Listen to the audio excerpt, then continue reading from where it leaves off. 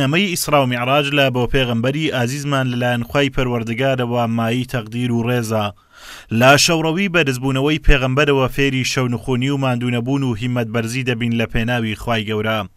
شەوڕەوی پێغەمبەری ئازیز فێری بەرزبوونەوە و فڕینمان دەکەن بەرەو لوتکەی خواپەرستی و پێمان دەڵێت ئاینی پیرۆزی ئیسلام هەرچەندە دەرک و لە پەری بخرێتە ڕێ، بەڵام سەرنجام ئاینی پیرۆزی ئیسلام بە شێوەیەکی ڕاست و دروست وەک خۆی دەمێنێتەوە و ناحەزانی ئیسلامیش دەبێت لە بەرامبەریدا چۆکدا بدەن. بسم الله الرحمن الرحیم. ئیسرا و میعراج کۆمەڵێک دەرس و پەندی گەورەی بۆ موسڵمانان تێدایە. یەکەم تەمەشا بکەین خوای گەورە هیچ کاتێک پشت لە دینەکە و لە موسڵمانان ناکا. هەر کاتێک هەرچەند لە تەنگان و ناخۆشیدا بن، هەرگیز خوای گەورە لە دەرفەتێک کە سەبر و قەراریان نەبوو سەرکەوتنیان پێدەبەخشێ.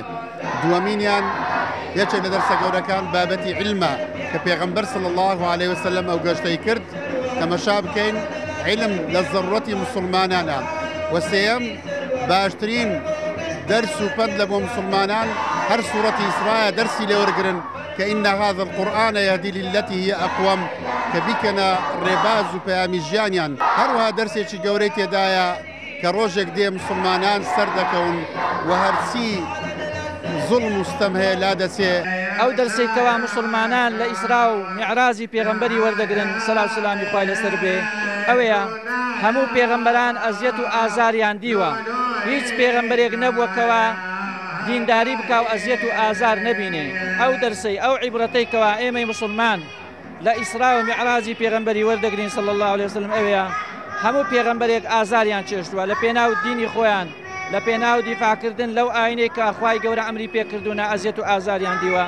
ئەمە ئەو دەرسەی لە ئیسرا و میعراج وەردەگرین کە موسڵمان هەمیشە دەبێ ئامادە بێ لە پێناو ئەو دینەی ئەگەر کۆست بوتەگرەیەکی بۆ بێتە پێشێ ژیانی پێغەمبەران بەبیری خۆی بێنیتەوە کە پێغەمبەران سەلات و سەلامی خۆیان لەسەر بێ هەمیشە ئەزیەت و ئازار دراون، هەمیشە کۆست بوتەگەریان بۆ هاتوتە پێشێ، ئەوانیش خۆڕاگر بوونە، ئاخیر و عاقیبەتیش خوای گەورە مؤیەدی کردوونە، موفقی کردوونە.